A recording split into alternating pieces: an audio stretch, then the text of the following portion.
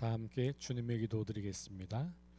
하늘에 계신 우리 아버지여, 이름이 거룩히 여김을 받으시오며 나라가 임하시오며 뜻이 하늘에서 이루어진 것 같이 땅에서도 이루어지이다. 오늘 우리에게 일용할 양식을 주시옵고 우리가 우리에게 죄 지은 자를 사하여 준 것 같이 우리 죄를 사하여 주시옵고 우리를 시험에 들게 하지 마시옵고 다만 악에서 구하시옵소서. 나라와 권세와 영광이 아버지께 영원히 있사옵나이다. 아멘.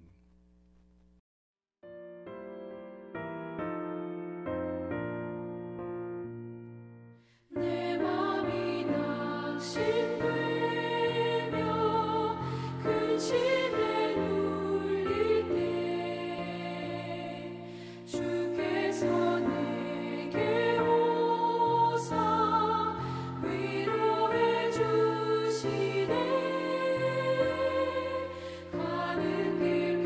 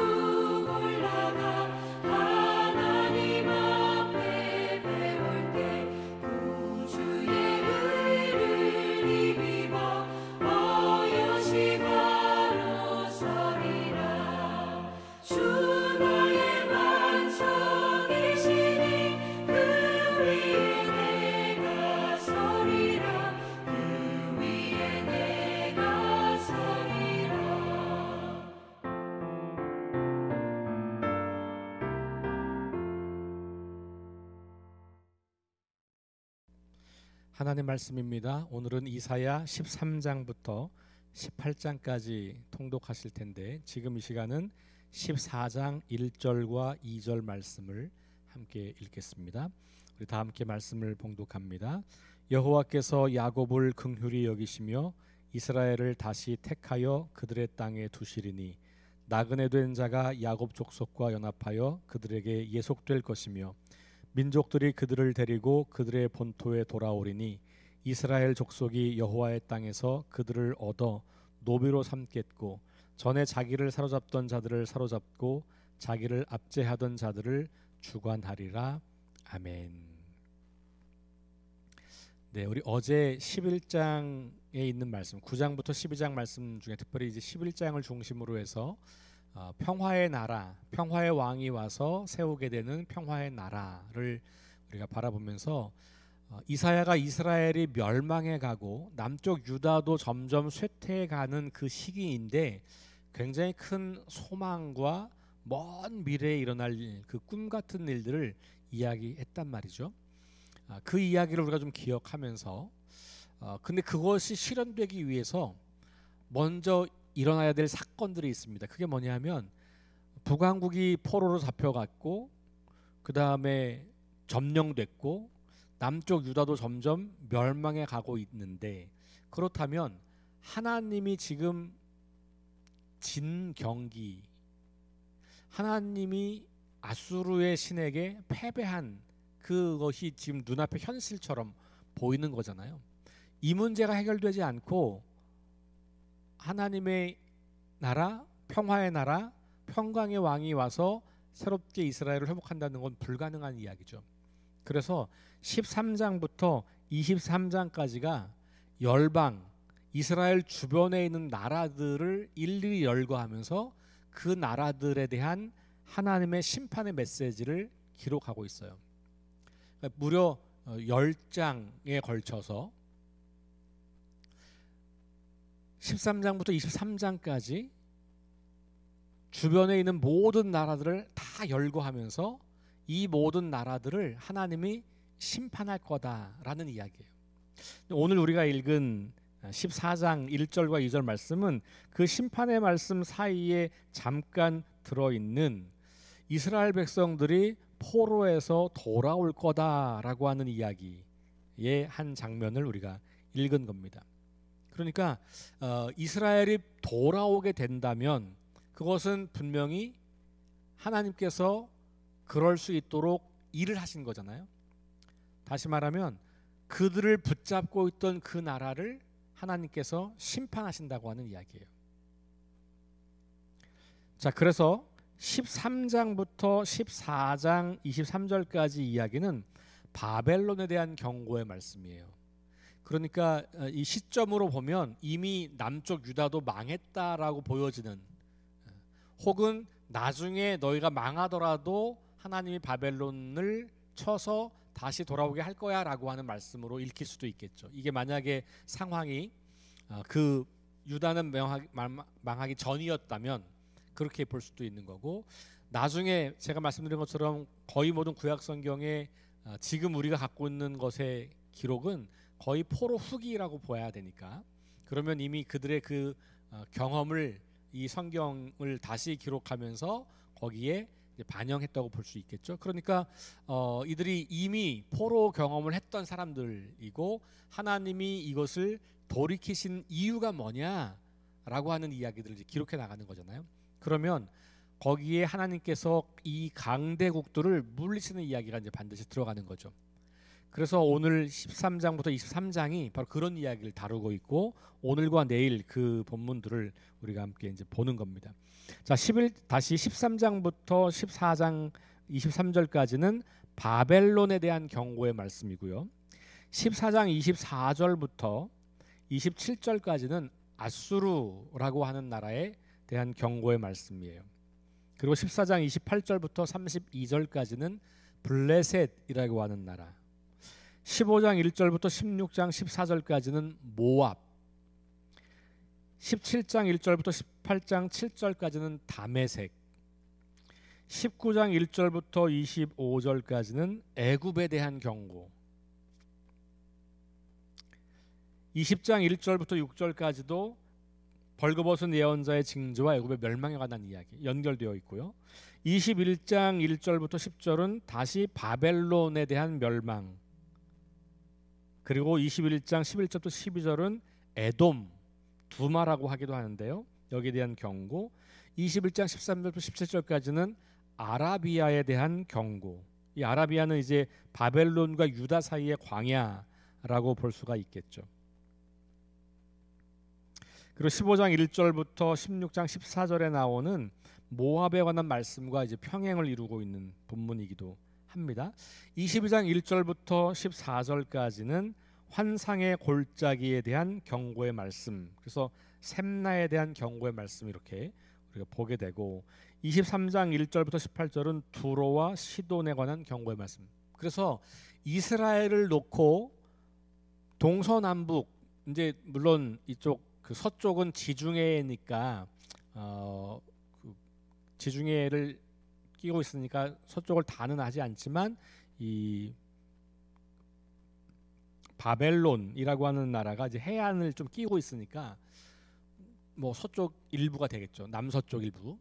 그러니까 동서남북을 다 둘러서 있는 이스라엘과 유다를 괴롭히고 힘들게 했고 못 살게 했던 나라들을 열거하면서 하나님께서 너희들을 다 심판하신다라는 이야기를 하고 있는 거예요.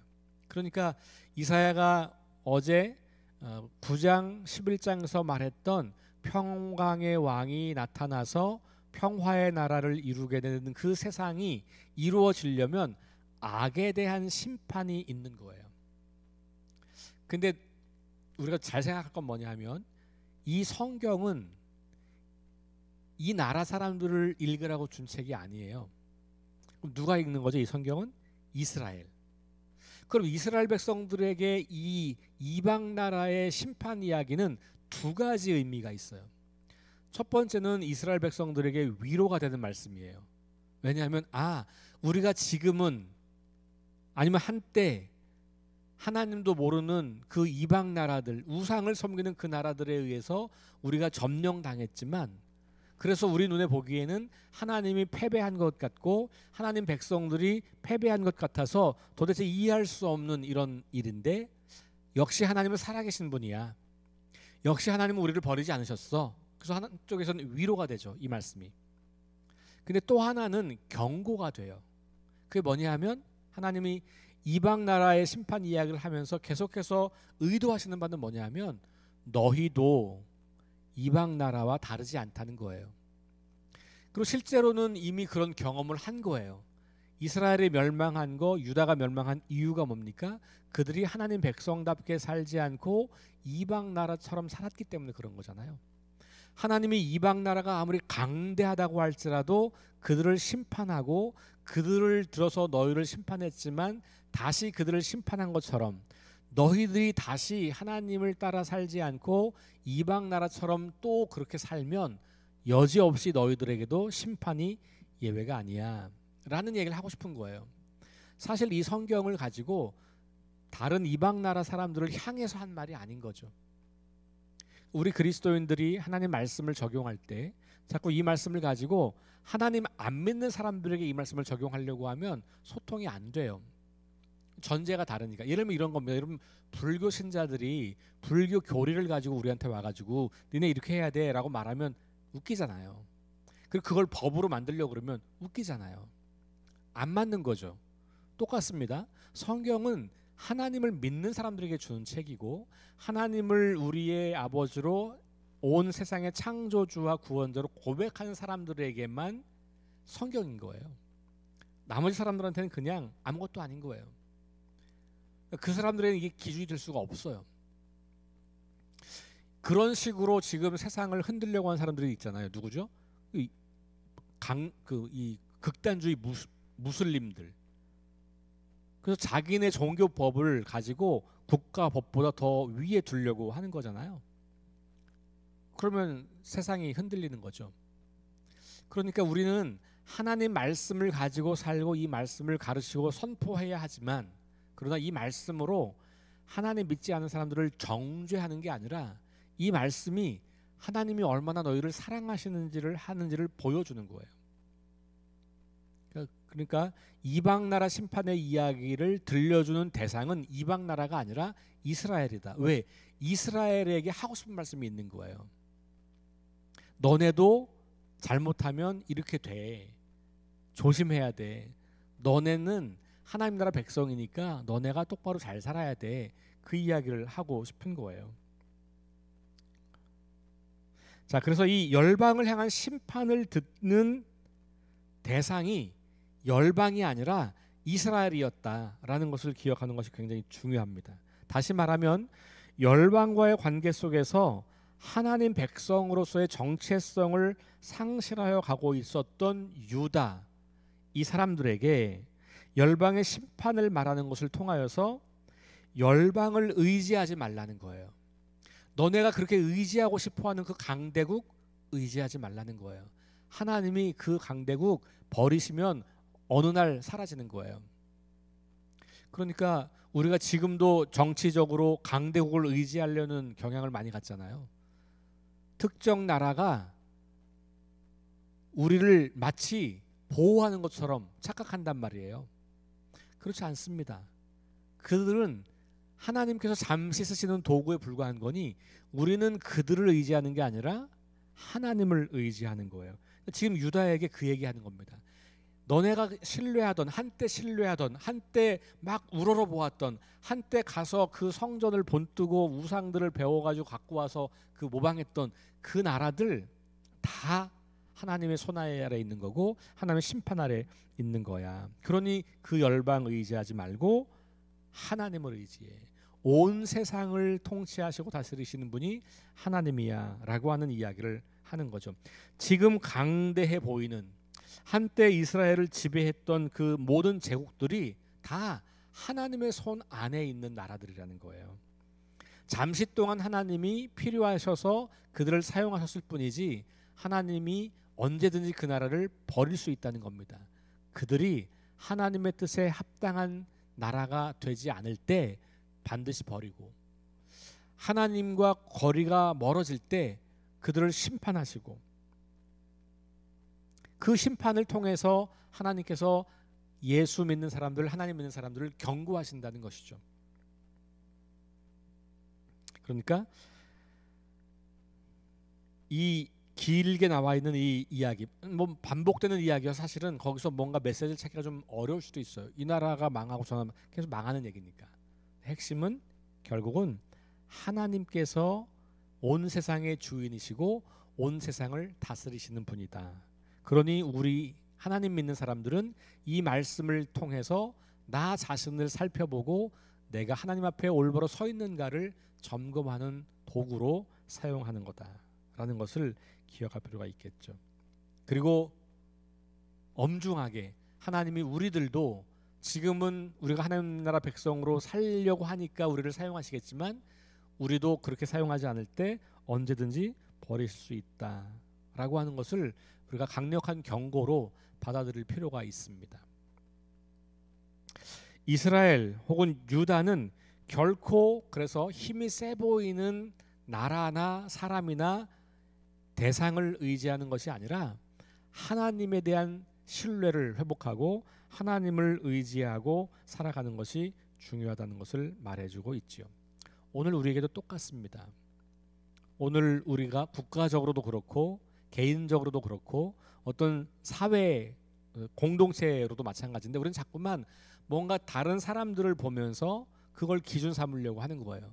우리보다 힘센 대상, 우리보다 좀 잘 나가는 대상, 우리보다 먼저 좀 앞서간다고 여겨지는 그 대상들을 보고 자꾸 따라가요. 그게 옳을 때도 있지만 옳지 않을 때도 있어요. 근데 우리가 그 판단을 못하는 거죠. 그것을 기준으로 삼으면 우리는 기준을 말씀으로 삼고 그것들이 말씀에 비추어서 옳으면 오케이, 수용.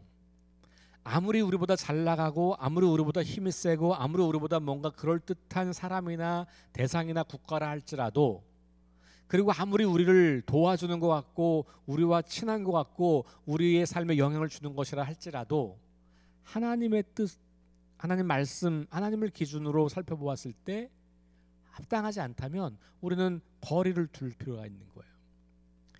어느 누구도 하나님이 아니거든요. 우리가 의지하던 대상이 하나님이 아니에요. 그러면 그 의지하던 대상도 잘못될 수 있다는 사실을 인정하는 것이 굉장히 중요하죠.